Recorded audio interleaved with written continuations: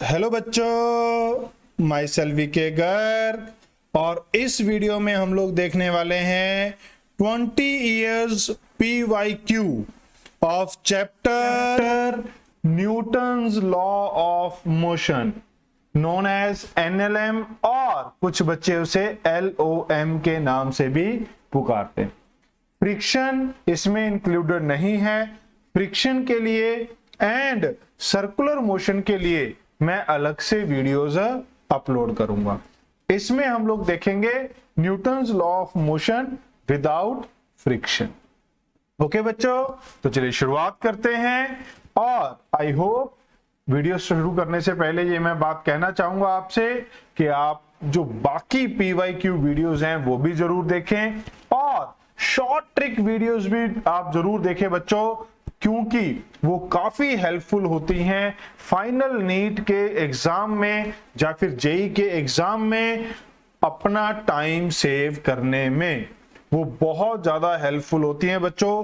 काफी सारे क्वेश्चन, जैसे इसमें भी PYQ में एक क्वेश्चन हम लोग देखेंगे जिसमें हमारी शॉर्ट ट्रिक लगती है, और अगर वो आपको आती है तो आपका टाइम भी बचेगा और error of chances of error भी कम हो जाएंगे। Getting my point? तो चलिए शुरू करते हैं विद द PYQ। 2020 का पहला PYQ है 2020 का। देखिए ये भी एक वैसा ही क्वेश्चन है, शॉर्ट ट्रिक नहीं है, तो फॉर्मूला आप समझ सकते हैं कि अगर आपको फॉर्मूला याद है तो आप डायरेक्टली इसे अप्लाई कर सकते हैं। क्या है बच्चों? Two bodies of mass M and 4 kg and 6 kg are tied to the ends of a massless string. The string passes over a pulley which is frictionless. The acceleration of the system in terms of acceleration due to gravity G is क्या होगा? अगर ये smooth पुली नहीं होती तो ये question होता rotational motion का, बट फ्रिक्शनलेस पुली है तो ये मोशन कौन सा है बच्चों? NLM का। क्या फॉर्मूला होता है एक्सेलरेशन का? सबको याद होगा, heavy mass minus lighter mass divide by heavy plus lighter into G। इन दोनों का सब्ट्रैक्शन आपको करना है। 6 - 4, 6 + 4 into G, this is G by 5।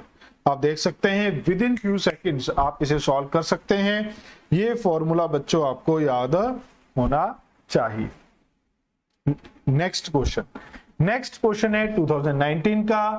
A particle moving with velocity, it is acted by 3 forces shown by the vector triangle. गौर से देखिए बेटा, बहुत अच्छा कंसेप्चुअली बहुत स्ट्रॉन्ग क्वेश्चन है। क्या कह रहा है हमारे पास? 3 forces which are acting along this triangle forming a closed triangle। अगर हमारे पास 3 वेक्टर हैं A, B and C, अगर ये तीनों क्लोज ट्रायंगल बना रहे हैं तो रिजल्टेंट क्या हो गया बच्चा? 0। तो इसका मतलब नेट फोर्स क्या हो गई? 0। और न्यूटन्स फर्स्ट लॉ क्या कहता है? अगर नेट फोर्स 0 है तो body continue to move in uniform motion और continue to be at a rest. तो इस केस में वेलोसिटी क्या होगी बच्चों? It will remain unchange. Velocity जो है वो हमारे पास क्या होगा? Acceleration 0, change in velocity 0। Velocity क्या होगी बच्चों? कांस्टेंट। गेटिंग माय पॉइंट बेटा? ओके, नेक्स्ट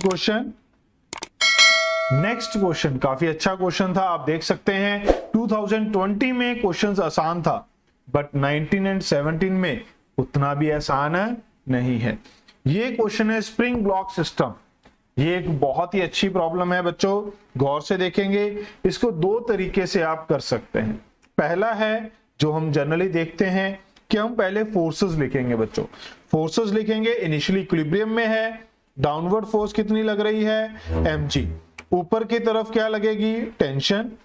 और नीचे की तरफ अगर हम यहां पर देखें तो इसका वेट भी लगेगा 3 mg, और ऊपर की तरफ स्प्रिंग फोर्स Fs।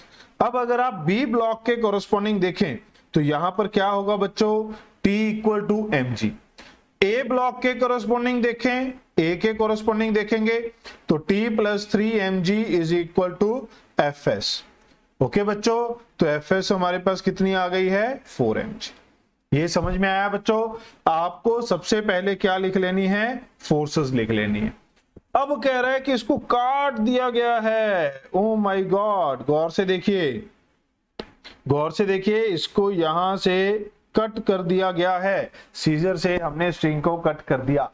अब क्या होगा? अब क्या होगा? गौर से देखिए बच्चों, जो स्प्रिंग फोर्स है, it do not change instantaneously. It do not change instantaneously. Instantaneously change नहीं होती है, इंस्टेंटेनियसली चेंज नहीं होगी, बट टेंशन फोर्स ये हमारे पास इंस्टेंट चेंज होती है बच्चों, ये इंस्टेंट चेंज होती है। तो क्या होगा बच्चों? गौर से देखिए, यहां पर जैसे हमने स्ट्रिंग को कट किया, टेंशन फोर्स खत्म हो जाएगी। ब्लॉक ए के ऊपर कौन सी फोर्सेस लगेंगी? ऊपर की तरफ एफएस कितना है? 4 mg, नीचे की तरफ वेट 3 mg। तो नेट फोर्स क्या बच गई बच्चों? बताइए भी, 4 mg माइनस 3 mg। शाबाश, मुझे पता है ये रिकॉर्डेड लेक्चर है, आप बता नहीं सकते, बट आपको अपने मन में साथ साथ बोलना है बच्चों। जितना ज्यादा हम चीजों को रिपीट करते हैं, उतना ज्यादा हम चीजों को सीखते हैं। तो जब मैं क्वेश्चन सॉल्व कर रहा हूं, आप वीडियो सुन रहे हैं, तो साथ साथ में आप भी मन में ही मन में बोलें और समझें। ओके बच्चों, तो एफ ए आ गया है mg, तो इसका एक्सेलरेशन क्या होगा बच्चों? X force divide by mass, this is mg divide by 3m, this is going to be g by 3। तो a का एक्सेलरेशन आ गया है g by 3 upward. What about b? b के ऊपर कौन सी फोर्स लग रही है बच्चों? सिर्फ और सिर्फ वेट। जो टेंशन है वो इमीडिएटली क्या हो जाएगी? 0। तो b का एक्सेलरेशन क्या होगा? mg divide by m, this is going to be g downward upward. I hope आपको ये बात समझ में आई हो बच्चों, क्लियर है?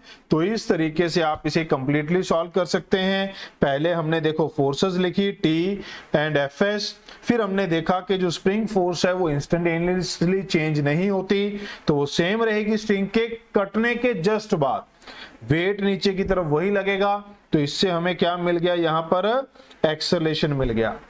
और बी पे हमने देखा कि टेंशन कट गई है, तो अब सिर्फ क्या लगेगी? mg फोर्स लगेगी बी के ऊपर। तो इसका हमारे पास एक्सेलरेशन क्या आ गया? mg by. ओके बच्चों, क्लियर है? बात समझ में आई? दूसरा मेथड जो मैं आपको कह रहा था बच्चों, गौर से देखेंगे, ये मेथड 1 था। मेथड 2 क्या है बच्चों? मेथड 2 में हम लोग सिर्फ ये देखते हैं, स्पेशली जब हमारे पास ये 2 ब्लॉक सिस्टम रहता है, कि जो हम फोर्स हटाने वाले हैं वो कितनी थी। ये पहले mg थी, ये बाद में क्या है? 0। ए पे किस तरफ लग रही थी? नीचे की तरफ, बी पे ऊपर की तरफ। तो अब जो ए पे नेट फोर्स आने वाली है, जो ए पे नेट फोर्स आने वाली है, वो इस टी का उल्टा आएगा। तो टी पहले नीचे लग रही थी, अब क्या आ जाएगी? mg upward. तो एक्सेलरेशन क्या आ जाएगा बच्चों? mg by 3m, this is going to be g by 3। जिसको कट कर दिया, जो उसकी फोर्सेस हैं वो ऑपोजिट डायरेक्शन में लग जाएंगी। ऐसा क्यों सर? इसको मैं सिंपल सी एग्जांपल से कहता हूं कि ये मान लो, ये हमारे पास दोनों साइड से, इधर 10 न्यूटन से खींच रहे हो, इधर 10 न्यूटन से खींच रहे हो, नेट फोर्स क्या है? 0। इधर से 2 न्यूटन कम कर दिया, तो किधर लगेगी नेट फोर्स? ऑपोजिट डायरेक्शन में 2। जिधर कम करेंगे उसके ऑपोजिट डायरेक्शन में लगेगी। तो अब बी पे कितनी लगेगी बच्चों? बी पे भी नेट फोर्स कितनी लगेगी? mg। और एक्सेलरेशन कितना आएगा बच्चों? यहां पर mg डिवाइड बाय इसका मास, दिस इज g। तो आंसर क्या है हमारे पास? A option. ए का एक्सेलरेशन है g बाय 3 अपवर्ड, बी का एक्सेलरेशन है g down. Getting my point बच्चों? आप अपना टाइम बचा सकते हैं अगर आपके कंसेप्ट स्ट्रॉन्ग है। Getting my point? चलिए नेक्स्ट क्वेश्चन की तरफ बढ़ते हैं, बट उससे पहले मैं आपको कहना चाहूंगा बच्चों, अगर आपको वीडियो पसंद आ रही है तो इसे लाइक जरूर करें। मैंने देखा है बहुत सारे बच्चे मेरी वीडियोस देख रहे हैं, प्रेज भी कर रहे हैं, मैसेज आ रहे हैं टेलीग्राम पे, बट वीडियो लाइक करना भूल जाते हैं, शायद वो इतने मगन हो जाते हैं इसमें। तो मैंने सोचा आज मैं आपको याद करा ही दूं कि वीडियो को जरूर लाइक करें एंड चैनल को जरूर सब्सक्राइब करें। ओके बच्चों, आगे बढ़ते हैं नेक्स्ट प्रॉब्लम की तरफ। नेक्स्ट प्रॉब्लम हमारे पास क्या है, 3 blocks A B C of mass 4 kg, 2 kg, 1 kg are in contact on a frictionless surface as shown in the figure. If a force 14 Newton is applied on 4 kg block, then the contact force between A and B. जिस short trick के बारे में मैं आपको बोल रहा था बेटा स्टार्टिंग में, वो इसी क्वेश्चन की है। इसका लिंक देखिए ऊपर आ रहा है, उस लिंक पे आप क्लिक करेंगे तो डायरेक्ट आप इस कंसेप्ट की शॉर्ट ट्रिक वीडियो पे पहुंच जाएंगे। आप इसके वेरियस केसेस भी देख सकते हैं। शॉर्ट ट्रिक में मैंने सिर्फ एक क्वेश्चन सॉल्व नहीं किया है, किसी भी शॉर्ट ट्रिक में ऐसा नहीं किया है, उसके साथ के जो वेरिएशन मिलती हैं उसकी एप्लीकेशन को भी समझाने की कोशिश की है। अगर आप सभी शॉर्ट ट्रिक वीडियोस देखेंगे तो आपको काफी बेनिफिट मिलेगा बच्चों, इस बात की मैं आपको गारंटी दे सकता हूं। ओके, चलिए कैसे सॉल्व करते हैं, शॉर्ट ट्रिक क्या है, अगर नहीं पता है तो वीडियो जरूर देखें। शॉर्ट ट्रिक है बेटा कि अगर इस तरफ 14 न्यूटन लग रही है और यहां पर हमने n निकालना है ए और बी के बीच में, तो यहां से इसको 2 पार्ट में ब्रेक कर लें, right and left. Okay, right and left. तो नॉर्मल कॉन्टैक्ट फोर्स क्या होगी, दिस इज नेट फोर्स जो एक्सटर्नल लग रही है, डिवाइड बाय मासेस 4 + 2 + 1 इनटू जिस साइड फोर्स लग रही है उसके ऑपोजिट मास। फोर्स किधर लग रही है, लेफ्ट साइड पे, इस बाउंड्री के लेफ्ट साइड पे फोर्स है, तो इस बाउंड्री से राइट साइड का मास कितना होगा बच्चों, बी और सी का 2 + 1, तो ये कितना हो जाएगा 6 न्यूटन। बात समझ रहे हैं, अगर आपको पता होगा तो कुछ सेकंड्स में, लेस देन 10 सेकंड्स में आप इसका आंसर कर पाएंगे। शॉर्ट ट्रिक में हमने डिस्कस किया है कि दोनों साइड से फोर्स लग रही हो तब भी क्या होगा, तो वो सारे केसेस डिस्कस किए गए हैं, आपको जरूर पसंद आएगी, आप जरूर देखें बच्चों। नेक्स्ट क्वेश्चन की तरफ बढ़ते हैं। अब बैलून, क्वेश्चन में कह रहा है balloon with mass m is descending down. अब ये इस क्वेश्चन में अगर हम देखें तो डाटा ही कंप्लीट नहीं है, बहुत सारी चीजें खुद से सोचनी है इस क्वेश्चन को करने के लिए।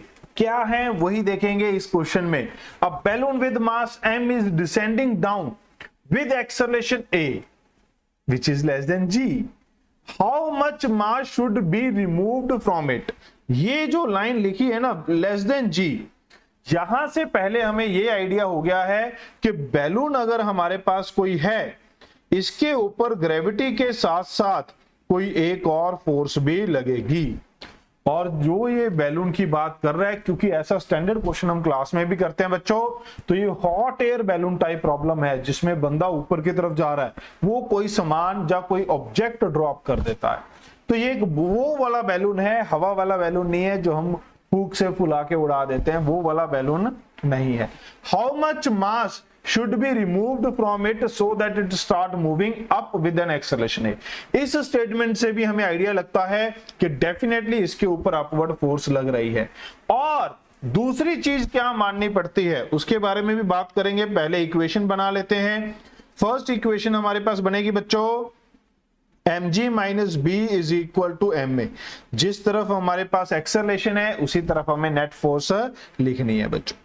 अब अगर हम गौर से देखें सेकंड स्टेटमेंट की तरफ, क्वेश्चन में कहता है अगर इसमें से मास हटा दें, तो बच्चा सोचता है मास हटा दिया वॉल्यूम भी कम हो गई तो कैसे करेंगे, फंस गए। आपने अगर इतना सोच लिया, जो एक अच्छे बच्चे को सोचना भी चाहिए, बट इस क्वेश्चन में वो सारी जो इंफॉर्मेशन है उसका लैक है बेटा। क्या होगा इस क्वेश्चन में, वो कहना चाह रहा है कि जो बैलून ऊपर उड़ रहा था उसमें कोई इंसान था, पर्सन था, उसने कुछ मास गिरा दिया बाहर, तो उस बैलून की वॉल्यूम क्या रहेगी, नियरली सेम। आउटर वॉल्यूम क्या रहेगी, सेम। अगर आउटर वॉल्यूम सेम रहेगी तो बॉइंट फोर्स बच्चों इस क्वेश्चन में आपको सेम रखनी पड़ेगी। ये जो डाटा है ये क्वेश्चन में लैक कर रहा था, आपको खुद से अज्यूम करना होगा। अब अगर हम गौर से देखें बच्चों तो नीचे की तरफ क्या हो जाएगा, डेल्टा एम जी। मान लो हमने डेल्टा एम मास इसका रिमूव कर दिया, अब ये उतने ही एक्सेलरेशन से वापस ऊपर की तरफ जाएगा। अगर ऊपर जाएगा बच्चों तो इक्वेशन क्या होगी, b - mg इज, सॉरी अब मास mg नहीं है, अब मास हमारे पास m माइनस डेल्टा m है, तो यहां पर भी क्या लगेगा बच्चों, delta A. This is equation 2। अब ये दो सिंपल इक्वेशन आपके सामने हैं, आप आसानी से इसे सॉल्व कर सकते हैं बच्चों।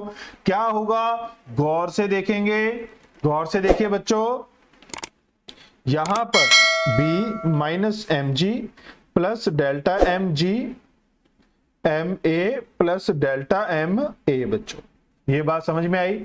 डेल्टा सॉरी यहां पर देखिए माइनस साइन है, ऐसी कैलकुलेशन बेटा एग्जाम में अक्सर हो जाती है, तो आपको बड़ी पेशेंस के साथ एग्जाम में क्वेश्चंस करने होते हैं।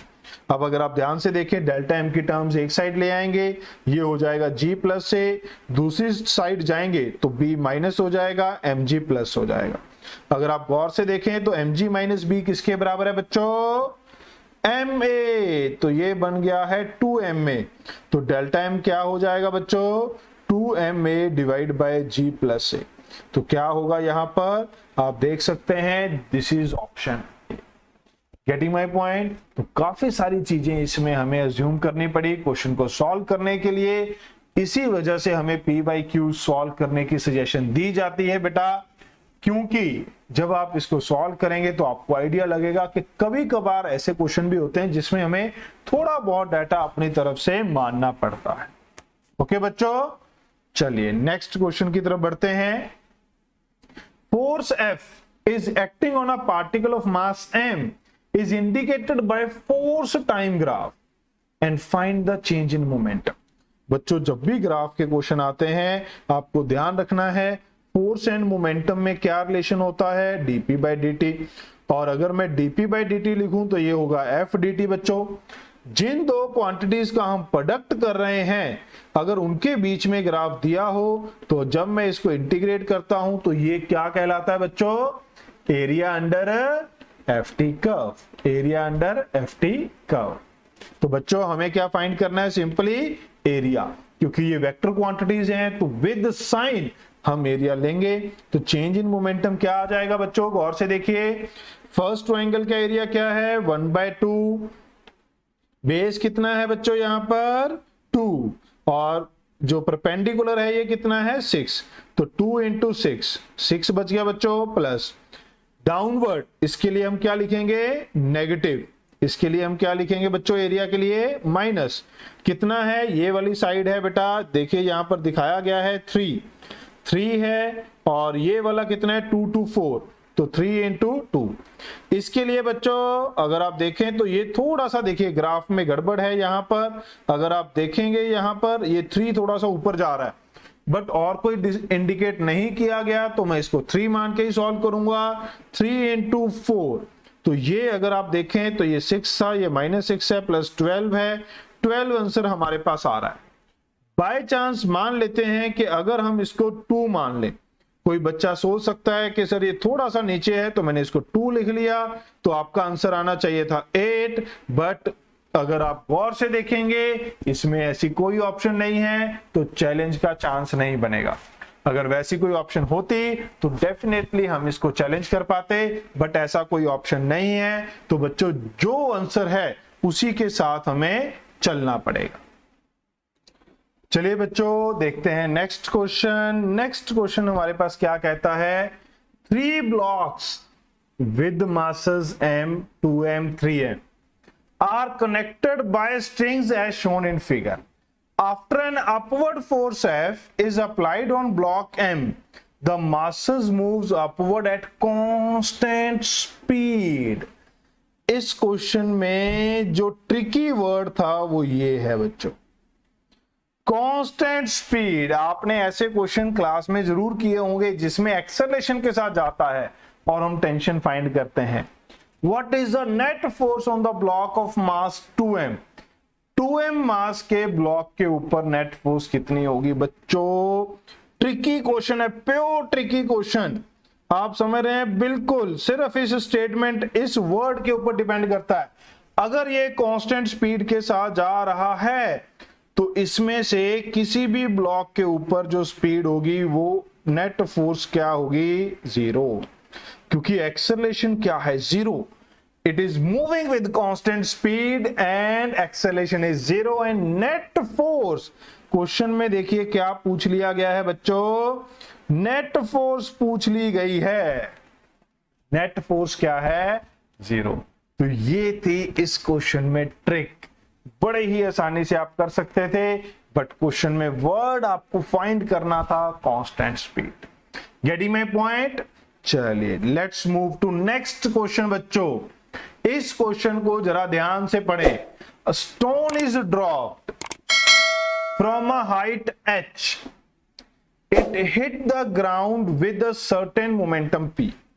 अब अगर हम देखें तो काइनेमेटिक्स को एनएलएम के साथ बहुत ही ब्यूटीफुल वे में लगाया गया है, मजा आ गया। अभी गौर से देखिए, जब आप क्लास में करते हैं ऐसे क्वेश्चन तो टीचर कहता है मजा आ गया, जिसमें 2 कंसेप्ट लगे हों। बच्चों को पता नहीं मजा कितना आता है, बट टीचर को बहुत मजा आता है बच्चों, है ना। तो क्या होगा, अगर h हाइट से ड्रॉप करें तो यहां पर ये कितनी स्पीड से पहुंचेगा, √2gh से। आपके टीचर भी काफी बार करते होंगे, भाई पिछले चैप्टर का कंसेप्ट यूज हो रहा है तो देखें जरा किस किस को याद है। तो √2gh यहां पर ये वेलोसिटी से आएगा, तो मोमेंटम क्या होगा बच्चों, m into velocity √2gh। Getting my point. अगर आपको नहीं पता है बच्चों ये फॉर्मूला तो फटाफट से रिवाइज कर लें kinematics with one shot kinematic videos के साथ। उसमें ऑलमोस्ट सारे फॉर्मूलाज हमने कवर किए हैं। आपको देखकर अच्छा लगेगा कि सभी फॉर्मूलाज एक वीडियो में हैं। ऐसा नहीं है कि भाई बस बना दी वीडियो, 2-4 फॉर्मूला लगा दिए, काम खत्म, ऐसा बिल्कुल नहीं है। ईच एंड एवरी सेकेंड जो वीडियो का है वो आपको यूजफुल लगेगा। वीडियो को कंप्लीट देखें बेटा।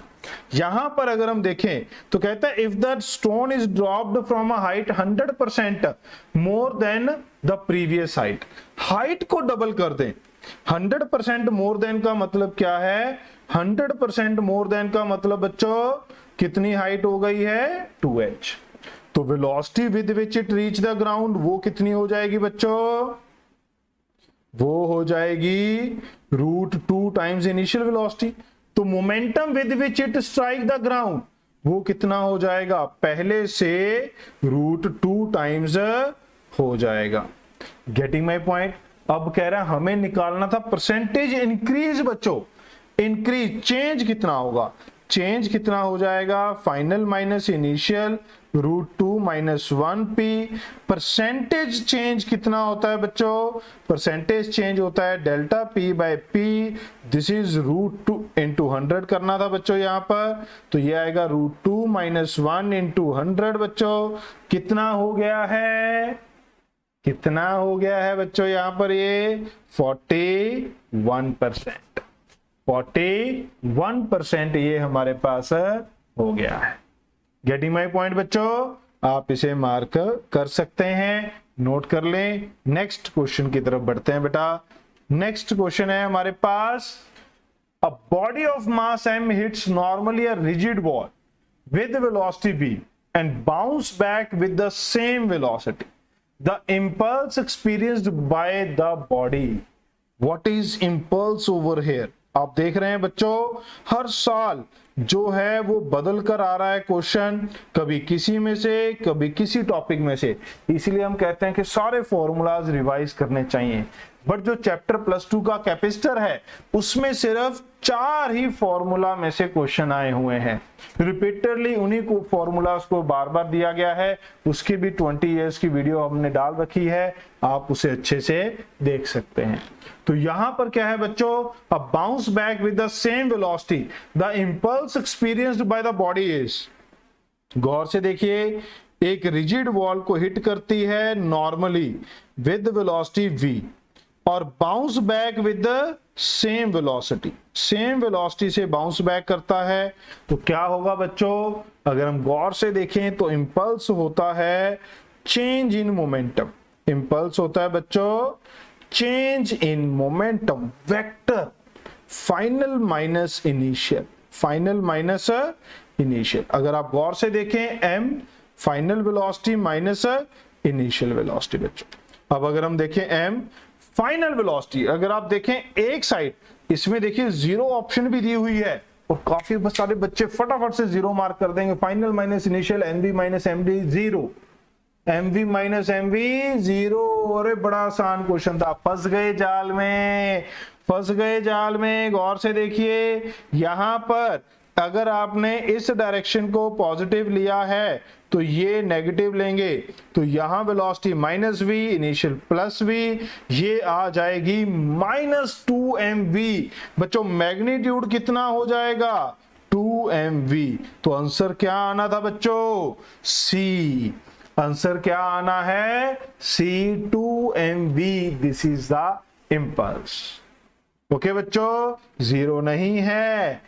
जो पहले ट्रिक्स समझाई जाती थी, टीचर कहते थे अगर ऑप्शन में 0 मिले, नन ऑफ दीज मिले, ऑल ऑफ द अबव मिले, इन्फिनिटी मिले तो मार्क कर दो, वही होगा। बट अब ऐसा नहीं है। एग्जामिनर को भी पता है कि ये ट्रिक आपको पता है, तो वो झांसा देता है क्वेश्चन में। उसने 0 ऑप्शन दिया है बट ये करेक्ट आंसर नहीं है बच्चों। तो कंसेप्ट पे आप रिलाई करें, कंसेप्ट पे विश्वास करें, तुक्कों पे, हिट एंड ट्रायल पे ज्यादा भरोसा ना करें।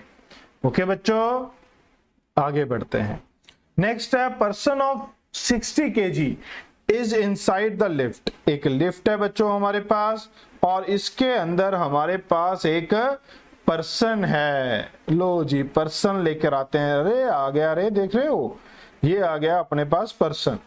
और इस लिफ्ट का जो मास है वो 940 kg है, पर्सन का मास 60 kg है। Press the button on control panel, lift start moving upward with an acceleration 1 meter per second। Lift ऊपर की तरफ जा रही है बच्चों। Tension in the supporting cable क्या होगी? इसमें टेंशन कितनी है? इस सपोर्टिंग केबल ने कितना वेट बैलेंस किया है बच्चों? इसमें जो हम क्लास में क्वेश्चन करते थे उसमें वेइंग मशीन की रीडिंग बात करते थे बच्चों। यहां पर सपोर्टिंग केबल की बात हो रही है। ये सपोर्टिंग केबल कितना मास सपोर्ट कर रही है बच्चों? सारा, लिफ्ट का भी और मैन का भी। तो टोटल मास कितना आएगा बच्चों इस केस में? 940 प्लस 60 kg।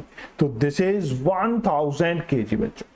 अब अगर लिफ्ट अपवर्ड जा रही है तो क्या होता है? फॉर्मूला, वेट को हम लिखते हैं इफेक्टिव वेट में mg प्लस ए बच्चों। नीचे आ रही हो तो g माइनस ए, ऊपर जा रही हो तो g प्लस ए बच्चों। तो क्या होगा? 1000, g कितना है? 10 और ये है 1, तो कितना आ जाएगा बच्चों? 11,000 न्यूटन। कितना आएगा? 11,000 newton. Let's move to the next question बच्चों।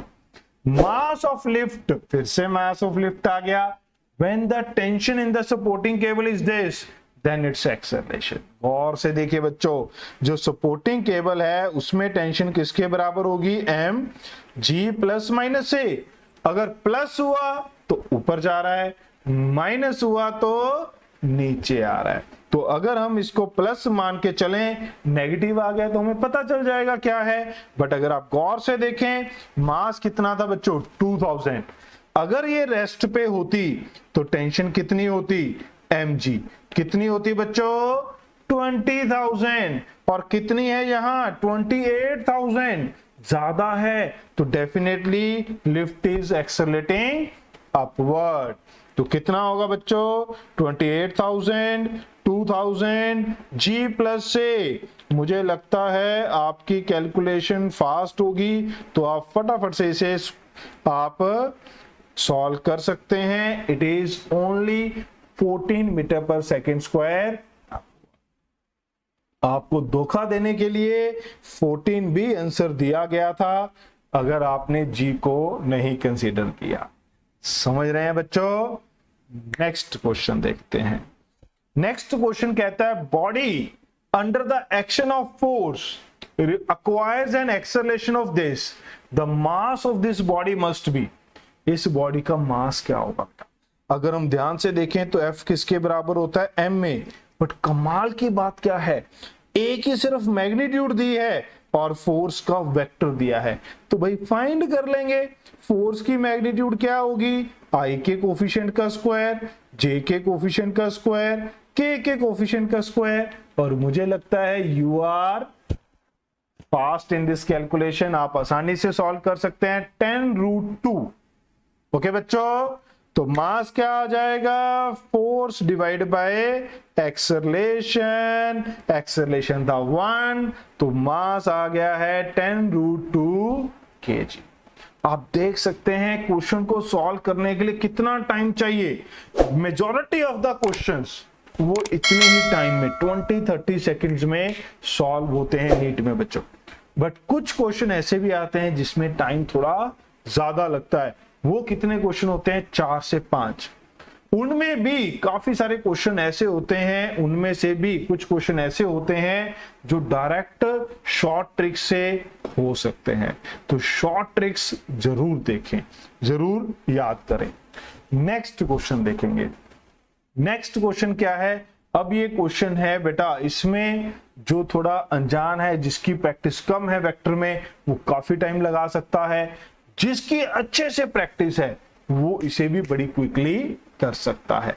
क्या है, कहता है 3 forces are acting on the body as shown to have resultant force in Y direction.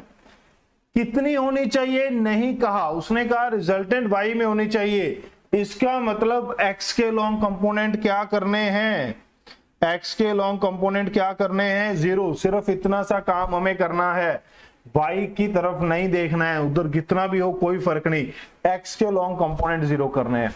Magnitude of minimum additional force कितनी होनी चाहिए, मिनिमम क्यों पूछा गया है, क्योंकि अगर आप किसी एंगल पे फोर्स लगाएंगे तो जितनी मर्जी लगाते रहे उससे वाई कंपोनेंट भी एडजस्ट होता रहेगा। मिनिमम फोर्स का मतलब कि हमें सिर्फ एफ को 0 करना है। फटाफट से देख लेंगे फोर्सेस। ये 2 न्यूटन 4 न्यूटन ऑपोजिट लग रहे हैं, इसको काट देंगे, यहां पर क्या बच जाएगा 2 न्यूटन। कंपोनेंट्स क्या होंगे बच्चों, इधर कंपोनेंट क्या होगा 2 cos 30, 2 cos 30 मतलब √3। इधर क्या हो जाएगा बच्चों 1 cos 30 मतलब ये हमारे पास हो गया √3/2। इधर है बच्चों 1 cos 60, 1 cos 60 मतलब 1/2। इधर बच्चों 2 cos 60 मींस 1 न्यूटन। तो अगर आप गौर से देखें तो एक्स एक्सिस की तरफ आपके पास क्या बचा, हाफ न्यूटन। y की तरफ क्या बचा, √3/2। कितना भी बचाओ हमें नहीं देखना, हमें कौन सा 0 करना है बच्चों, x एक्सिस 0 करना है। गौर से देखिए, to have component along y direction, इसका साफ साफ मतलब है कि x के अलोंग 0 कर दो 0। मिनिमम फोर्स कितनी लगानी पड़ेगी, मिनिमम फोर्स कितनी लगानी पड़ेगी, हाफ न्यूटन। अगर आप इधर कोई और फोर्स लगाते हैं तो आप कितनी भी लगा सकते हैं बच्चों, उसका कंपोनेंट इसके बराबर कर सकते हैं। बट मिनिमम फोर्स के लिए force must be balancing this one. जैसे ही आपने 1/2 लगाया, ये net force in x axis 0, resultant बचेगा y के अलोंग। तो क्या होगा बच्चों यहां पर, this is 0.5 Newton. Getting my point. कुछ बच्चे यहां पर भी कंफ्यूज होते हैं कि यहां एंगल नहीं दिया, बेटा ये इसके साथ बिल्कुल स्ट्रेट लाइन में ड्रॉ किया गया है। अगर कोई और एंगल देता तो हम कह सकते थे ड्राइंग एरर है, अगर नहीं दिया है तो वी नीड टू कंसीडर कि ये दोनों अलोंग हैं, तो हमें इन दोनों को काटना ही पड़ेगा, अदरवाइज इस क्वेश्चन को हम सॉल्व नहीं कर पाएंगे। गेटिंग माई पॉइंट बच्चों। आई होप आप लोगों को अभी तक जो वीडियो है वो पसंद आ रही हो। एंड बच्चों मैं फिर से रिमाइंड करा दूं कि वीडियो को लाइक जरूर करें एंड चैनल को सब्सक्राइब जरूर करें बच्चों। आगे बढ़ते हैं नेक्स्ट क्वेश्चन। नेक्स्ट क्वेश्चन भी एक स्टैंडर्ड क्वेश्चन है। मैंने जैसे कि आपको पहले ही कहा, न्यूटन लॉ ऑफ मोशन में काफी वैरायटी में क्वेश्चन पूछे गए हैं। हर साल अगर आप देखें तो ट्विस्ट पे ट्विस्ट आकर क्वेश्चन की वैरायटी बदलती जा रही है बच्चों। तो इसकी बेटा अच्छे से चैप्टर को रिवाइज करें, सभी फॉर्मूला को रिवाइज करें। देखिए क्या है, वेरिएबल मास सिस्टम, जो हो सकता है आपको सेंटर ऑफ मास के बाद पढ़ाया हो, और हो सकता है कि आपको न्यूटन लॉ ऑफ मोशन में ही पढ़ा दिया गया हो। तो तो लेट अस डिस्कस बच्चों। तो क्या है यहाँ पर, sand is being dropped on a conveyor belt. Conveyor belt आप समझते हैं, कुछ इस तरीके की हमारे पास बेल्ट है बच्चों, कुछ ऐसा है हमारे पास, कुछ इस तरीके से। इसके ऊपर एक हुपर बना होता है, वहां से सैंड इसके ऊपर गिर रही है। कितनी गिर रही है, m kg पर सेकेंड। और जो ये बेल्ट है ये कांस्टेंट स्पीड v से जा रही है, तो इसको कितनी फोर्स लगानी पड़ेगी बच्चों। इसका फॉर्मूला क्या होता है, जो फोर्स होती है बच्चों वो होती है m dv dt plus v dm by dt। आपको याद होगा मेजरली हम कौन सा फॉर्मूला लगाते हैं, ये वाला, क्योंकि मास कांस्टेंट रहता है, बट यहां पर मास कंटिन्यूअसली इंक्रीज कर रहा है। तो इस केस में जो रॉकेट propulsion का केस है उसी की एप्लीकेशन में ये पढ़ाया जाता है बच्चों। तो जो वेलोसिटी है अगर हमें ये कांस्टेंट रखनी है तो ये v मास कितना ऐड हो रहा है पर सेकेंड m, तो मुझे कितनी फोर्स लगानी पड़ेगी इस बेल्ट पे such that it continue to move with constant velocity. तो कितनी आ जाएगी बच्चों, ये v इंटू m। ओके बच्चों, तो ये ऑप्शन है ए। नेक्स्ट क्वेश्चन भी हमारे पास मोमेंटम और कोलिजन का कॉम्बिनेशन है। ये न्यूटन लॉ ऑफ मोशन में भी कुछ जगह पर कराया जाता है और कुछ जगह पर कोलिजन चैप्टर में भी कराया जाता है, तो हम यहीं पे डिस्कस कर रहे हैं बच्चों। कहता है एक बॉल जिसका मास आपको गिवन है 0.5 kg और वेलोसिटी आपको गिवन है बच्चों 12 मीटर पर second, strike a hard ball at an angle 30 degree with wall. 30 degree दिखा रखा है बेटा डायग्राम में। It reflected with same speed at an angle, same angle. If the ball is in contact with the wall for this second, the average force acting on the ball. Average force बच्चों impulse वाले case में ही हम देखते हैं, क्योंकि force is acting for very short time. तो average force क्या था, net change in momentum by time taken. Net change in momentum by time taken. Change in momentum कैसे निकालेंगे बच्चों, अगर आप देखें तो फाइनल मोमेंटम और इनिशियल मोमेंटम की मैग्नीट्यूड सेम है। अगर आप चेंज निकालना चाहते हैं तो अगर आप देख लें कि ये इनिशियल मोमेंटम है और ये हमारे पास फाइनल है, दोनों में एंगल कितना है बच्चों 60 डिग्री का। दोनों में एंगल कितना है बच्चों 60 डिग्री का। तो चेंज इन मोमेंटम होता है 2p sine 60 by 2 divide by time कितना है 2.5। 2p कितना है बच्चों, mass 12 into mass 0.5 into velocity 12, sine 30 is 1/2, 0.24 को लिखा जा सकता है 1/4। आप इसे एडजस्ट करेंगे 24 न्यूटन अपने पास आ गया है।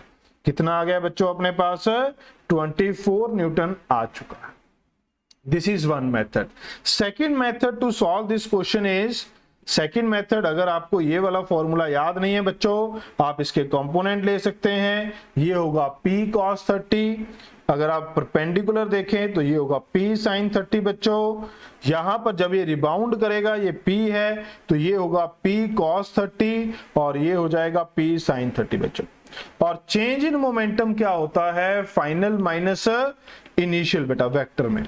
अगर आप देखें ये दोनों फाइनली सेम है तो इनकी सब्ट्रैक्शन क्या हो जाएगी, कैंसल आउट।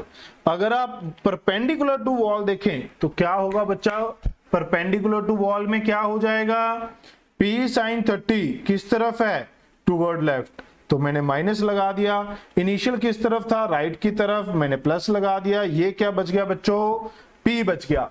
p/2 क्या बच गया बच्चों, p। इसकी मैग्नीट्यूड क्या हो जाएगी, मैग्नीट्यूड है p, विच इज मास कितना है 0.5, वेलोसिटी है 12, 6 न्यूटन सेकेंड। तो बच्चों फोर्स क्या हो जाएगी, delta p by time taken 6/0.25, this is 24 Newton. आप देख सकते हैं बच्चों, अगर हम कंपोनेंट मेथड से करते हैं आंसर सेम आएगा, बिल्कुल आएगा, बट टाइम ज्यादा लगेगा। अगर आपको वेक्टर की ये एप्लीकेशन पता है कि दो वेक्टर अगर सेम मैग्नीट्यूड के हैं, दो वेक्टर अगर सेम मैग्नीट्यूड के हैं तो उनके बीच में सब्ट्रैक्शन क्या होता है, 2p sin θ/2। एडिशन क्या होती है, 2p cos θ/2। ओके बच्चों, नेक्स्ट क्वेश्चन की तरफ बढ़ेंगे। A block of mass m is placed on smooth wedge of inclination theta. The whole system is accelerated horizontally so that the block does not slip on the wedge. The force exerted on the wedge on the block कितना होगा? गौर से देखेंगे बच्चों, इसमें भी अगर आपको direct result याद है तो आपको थोड़ा क्या बहुत ज्यादा टाइम बच जाएगा, क्योंकि इसमें वेरिएशन भी आती है बच्चों। वेरिएशन क्या आती है कि थीटा एंगल दिया होता है cos 60 1/2, तो आंसर आता है 2 mg। वो भी एक वेरिएशन इसमें देखने को मिलती है, क्लासेस में अक्सर करवाई जाती है। अगर आपको इसका आंसर याद है तो आप सोच सकते हैं आपका काफी टाइम बच जाएगा। तो इसी तरीके से बार बार आपको कहा जाता है कि अपने चैप्टर के नोट्स रिवाइज करें, कुछ न्यूमेरिकल्स के जो स्टैंडर्ड रिजल्ट आपके टीचर ने कहा होगा उन्हें याद करें। अगर आपको याद है तो देखिए आपका काफी टाइम बच जाएगा, क्योंकि इसको सॉल्व करने में काफी टाइम जाएगा। अगर आप इसे सॉल्व करने जाते हैं बच्चों, ध्यान से देखेंगे इसे, अगर आप इसे सॉल्व करने जाते हैं कुछ इस तरीके से, आप कहते हैं कि ये एक्सेलेरेशन ए से है। अब यहां पर भी थोड़ा सा टाइम और भी बच सकता था, अगर आपको याद हो कि ए कितना होता है जी tan थीटा, तब भी आप अपने कुछ सेकंड्स और बचा सकते हैं। क्योंकि अगर आप इसे पूरा सॉल्व करेंगे कि एक्सेलेरेशन ए है, इधर स्यूडो फोर्स लगेगी बच्चों एम में, डाउन इस तरफ क्या लग रहा है mg sin थीटा बच्चों कंपोनेंट, इस तरफ क्या लगेगा mg cos थीटा, इधर क्या लगेगा नॉर्मल रिएक्शन, ए का कंपोनेंट इधर क्या होगा बच्चों m में cos थीटा, इधर क्या होगा m में sin थीटा। अब अगर हम चाहते हैं कि ब्लॉक एट रेस्ट है, ब्लॉक एट रेस्ट, तो आप क्या लिखेंगे m में cos theta is equal to mg sin theta. तो ए कितना आ गया बच्चों जी tan थीटा। मैंने कहा था अगर आपको ये रिजल्ट, पहली बात तो अगर ये याद है तो आपका काफी सारा टाइम पेपर में 1.5-2 मिनट कम से कम आपके बच जाएंगे। आप उन बच्चों के ऊपर एडवांटेज ले पाएंगे जिन्होंने ये याद नहीं किया था। बट स्टिल अगर आपको याद नहीं है तो ये स्टैंडर्ड रिजल्ट फ्लूइड मैकेनिक्स में भी यूज होता है और स्यूडो फोर्स के उस क्वेश्चन में भी यूज होता है जिसमें स्ट्रिंग वर्टिकल के साथ एंगल बनाती है। तो ये तीनों केस बार बार आपको रिवाइज कराए जाते हैं। अगर आपको याद है तो आप अपने 15-20 सेकंड, कम से कम हो सकता है आपको इसको करने में 30 सेकंड भी लग जाएं, आपके बच जाएंगे। नेक्स्ट हमारे पास सीधा, अगर आपको ये याद होता तो आप यहां से अपना क्वेश्चन स्टार्ट कर सकते थे। n किसके बराबर होगा बच्चों, m में sin theta plus mg cos theta. a की वैल्यू क्या है बच्चों m g tan थीटा को आप लिख सकते हैं sin theta by cos theta, एक sin थीटा पहले ही था। यहां पर मैंने बहुत बार बच्चों को देखा है गलती करते हुए कि वो इस sin थीटा को स्किप कर देते हैं। आप में से भी काफी हो सकते हैं जिन्होंने ऐसी गलतियां की हो। तो यहां पर mg कॉमन आएगा, यहां बचेगा बच्चों sin square theta by cos theta plus cos theta. यहां पर अब आपकी कैलकुलेशन है बच्चों, आप कितना फास्ट एंड कितना एक्यूरेट सॉल्व करते हैं उतना आपके पास अच्छा है। जैसे मैं आपके लिए ये स्टेप लिख रहा हूं, बट हो सकता है कुछ बच्चों को ये स्टेप लिखने की जरूरत ना पड़े। उन्होंने देख लिया कि यार ये cos स्क्वायर थीटा बनेगा sin square theta plus cos square 1, तो बच गया answer mg cos theta, mg by cos theta. समझ गए बच्चों? तो ये रिजल्ट आप याद रख सकते हैं। ऐसा नहीं है, बिल्कुल भी ऐसा नहीं है कि ये तो नीट में पूछा जा चुका है फिर से नहीं पूछेगा। नीट में क्वेश्चंस रिपीट भी होते हैं और ये मैं आपको लास्ट क्वेश्चन में दिखा भी दूंगा। और काफी सारे क्वेश्चन अदर, जैसे इसके बाद कोलिजन का क्वेश्चन भी आएगा जिसमें फिर से उसने फोर्स फाइंड की है। तो काफी सारे क्वेश्चन रिपीट भी होते हैं बच्चों। तो इस टाइप के रिजल्ट आपको जरूर याद रखने हैं। PYQ करने का फायदा यही है आप लोगों को कि आपको आइडिया लग जाए। जो क्वेश्चन आप सोचते हैं कि ऐसा नहीं आएगा, वो भी कभी कभार आया होता है, तो आपको लगता है कि हमें ये चीजें भी रिवाइज कर लेनी चाहिए, याद कर लेनी चाहिए। ओके बच्चों, नेक्स्ट क्वेश्चन की तरफ बढ़ते हैं। देखिए ये वेइंग मशीन वाले कितनी बार आ गए हैं, एप्रेंट वेट वाले 2 क्वेश्चन पहले कर चुके हैं, 3rd क्वेश्चन यहां पर है। तो रिपीट होते हैं बच्चों, कंसेप्ट के ऊपर बेस्ड क्वेश्चन रिपीट होते हैं। हो सकता है कि इस बार ऐसा क्वेश्चन आ जाए जिसमें थीटा 60 डिग्री दिया हो, तो उसमें n का वैल्यू क्या आ जाएगा, पिछले क्वेश्चन में 2mg। तो यहां पर क्या है बच्चों, इस क्वेश्चन की बात करते हैं। Man weighing 80 kg stand on weighing scale. जैसे कि हमने जनरली बात की थी वो लिफ्ट वाले केस में, इससे पहले वाले क्वेश्चन में, उसमें हमने कहा था कि जो क्लास में हम लोग करते हैं उसमें लिफ्ट के अंदर एक मैन को खड़ा कर दिया जाता है एक वेइंग मशीन के ऊपर। बच्चों एक वेइंग मशीन के ऊपर इसको स्टैंड करा दिया जाता है। तो जैसे ही लिफ्ट जाएगी ऊपर की तरफ, देखिए भाग गई थी लिफ्ट, है ना, अरे रुक जा तेरे को नहीं भागना है, ठीक है, लिफ्ट फील कर गई थी, है ना, फीलिंग ले गई थी ऊपर भागने वाली, फटाफट एक्सेलरेट हो गई। चलिए कोई बात नहीं। अगर ये लिफ्ट ऊपर की तरफ एक्सेलरेट हो रही है विद एक्सेलरेशन 5 मीटर पर सेकंड स्क्वायर, मास है 80, तो वेइंग स्केल की रीडिंग क्या है? अब वेइंग स्केल की रीडिंग में लिफ्ट का मास नहीं लेते हैं बच्चों, लिफ्ट का मास नहीं लेते हैं, वो तब लेते हैं जब रोप में टेंशन पूछी हो। तो यहां पर जो एपरेंट वेट का कंसेप्ट था वो क्या होता है बच्चों, इफेक्टिव वेट। अगर लिफ्ट ऊपर जा रही है तो g प्लस ए, नीचे जा रही है विद एक्सेलरेशन ए तो g माइनस ए। अगर ऊपर जा रही हो और रिटार्ड हो रही हो तो g plus A but A will be negative. नीचे जा रही हो, रिटार्ड हो रही हो तो g minus A but A will be negative. तो वो अपने आप फॉर्मूलाज बदल जाते हैं बच्चों। तो 80, ये आ जाएगा 10 और ये आ जाएगा हमारे पास 5। 80 इंटू 15 हम यहां पर कर देंगे तो मुझे लगता है आप आसानी से इसे देख सकते हैं कि ये 1200 न्यूटन बन जाएगा। ओके बच्चों, लास्ट क्वेश्चन आपने देखा वो थोड़ा टफ था, लेंथी था। अगर रिजल्ट याद होगा तो वो भी कुछ सेकंड्स में किया जा सकता है। ये क्वेश्चन आप देख सकते हैं कि 20 से 30 सेकंड में आप इसे आसानी से सॉल्व कर सकते हैं। Moving to the next question, monkey. गौर से देखिए ये 4th क्वेश्चन आ गया है एपरेंट वेट के ऊपर। मैं आपको कह रहा था क्वेश्चंस कंसेप्ट रिपीट होते हैं नीट में, तो आपको बिल्कुल ऐसा नहीं सोचना कि जो आ चुका वो फिर से नहीं आएगा, उसके ऊपर बेस्ड वैल्यू चेंज होके क्वेश्चन पूछा जा सकता है। Monkey of mass 20 kg is holding a vertical rope. Rope will break when mass 25 kg is suspended. Maximum tension कितनी है बच्चों? 25G। मैक्सिमम कितनी है? 25G, 250 Newton. अगर आप गौर से देखें बच्चों ये वाला, तो this is greater than weight of monkey.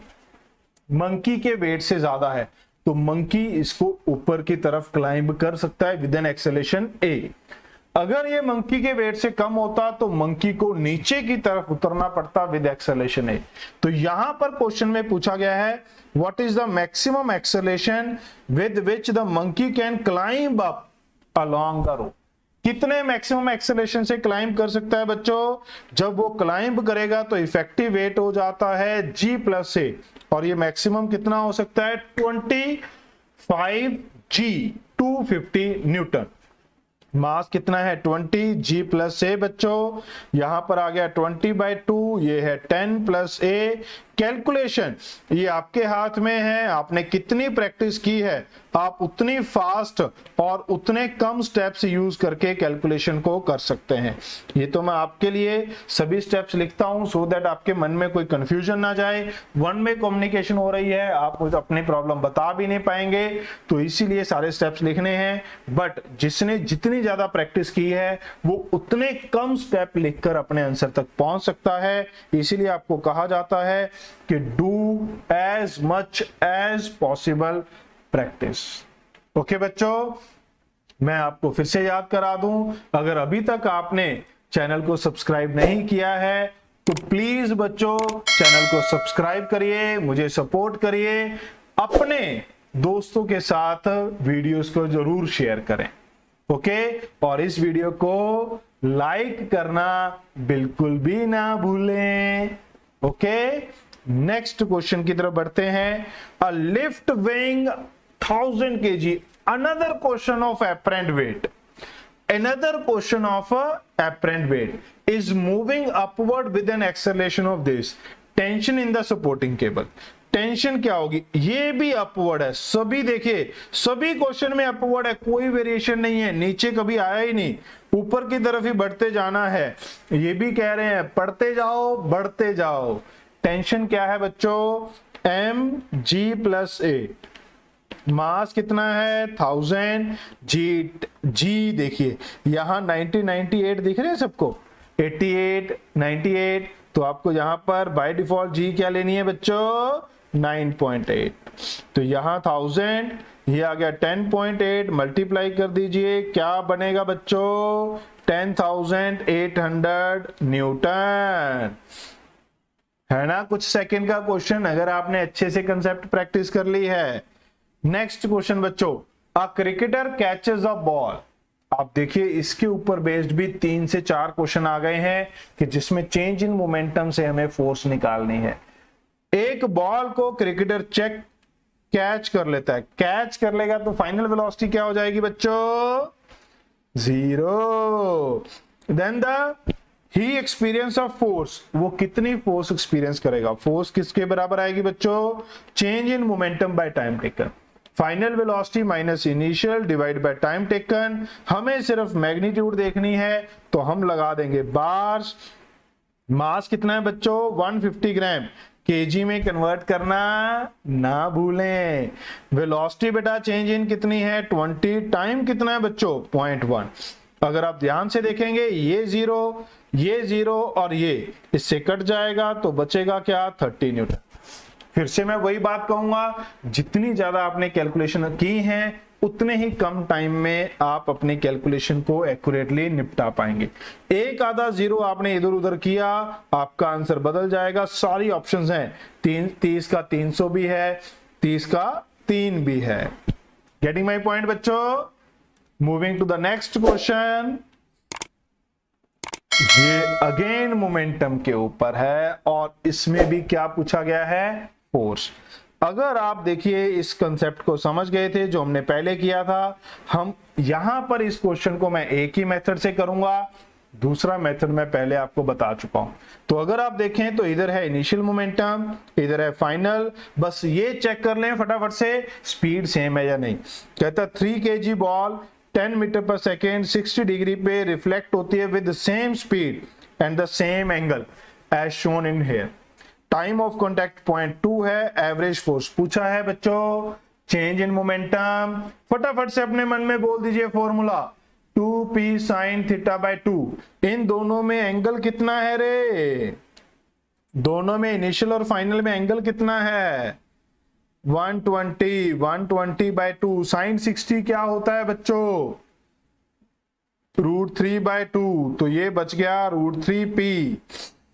Okay, momentum कितना है √3, मास कितना है 3, स्पीड कितनी है 10, तो ये आएगा 30√3 न्यूटन सेकेंड बच्चों।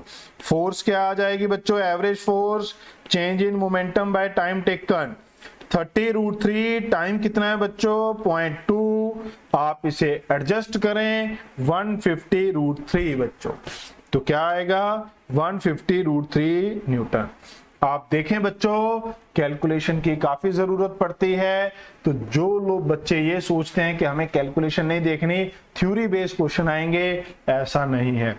कैलकुलेशन आपको पेपर में करनी पड़ती है, तो आप प्रैक्टिस करते वक्त भी पूरा क्वेश्चन सॉल्व करें, सिर्फ ये छोड़ ना दें कि हाँ यार इसमें तो वही कंसेप्ट है मुझे पता है। बट जो एंड टाइम पे रिवीजन कर रहे हैं अभी, जिनका नीट कुछ दिनों के बाद है, उनको तो ज्यादा से ज्यादा वैरायटी देखनी है। प्रैक्टिस आप पहले ही कर चुके होंगे, कम से कम कुछ क्वेश्चंस 40-50 क्वेश्चन आप डेली प्रैक्टिस करें। उसके अलावा आप ज्यादा से ज्यादा वैरायटी और नोट्स रिवाइज करें, फॉर्मूला को याद करें। नेक्स्ट क्वेश्चन बच्चों, 2 ब्लॉक्स याद करिए कौन से ईयर में आया था, कौन से क्वेश्चन को हमने डिस्कस किया था 2020 में। इस वीडियो के पहला क्वेश्चन भी यही था और इस वीडियो का लास्ट क्वेश्चन भी यही है बच्चों। 2000 में जो आया वो 2020 में रिपीट हो गया। वही बात मैं यहां पर फिर से कहूंगा, क्वेश्चन रिपीट होते हैं तो आपको सभी चैप्टर्स के PYQ देखने हैं बच्चों। काफी सारे चैप्टर के मैं अपलोड कर चुका हूं, बाकी के जल्द ही अपलोड करूंगा। तो इस क्वेश्चन का आंसर क्या आएगा बच्चों, फटाफट से बता दीजिए भी, क्या आएगा acceleration m1 heavy mass 10 minus lighter mass divide by heavy mass plus lower mass into ji.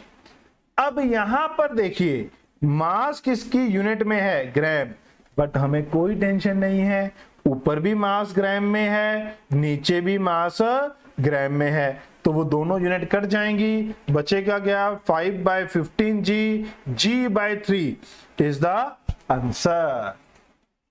Okay बच्चों, तो ये थे हमारे PYQ NEET 20 years. I hope आपको सभी क्वेश्चन समझ में आए हों, कंसेप्ट समझ में आए हों और एक आइडिया आपको मिला हो कि किस तरीके से हमें कौन कौन से पॉइंट उस चैप्टर में से रिवाइज करने की जरूरत है। एट द एंड मैं आपको रिमाइंड कराना चाहूंगा, वीडियो को लाइक जरूर करें, चैनल को सब्सक्राइब करें और दोस्तों के साथ शेयर करें। तो इस वीडियो में इतना ही था बच्चों, जल्द मिलेंगे नेक्स्ट वीडियो में, तब तक के लिए thank you. Keep studying, keep working, keep hard working बेटा। All the best for the NEET. Thank you बच्चों।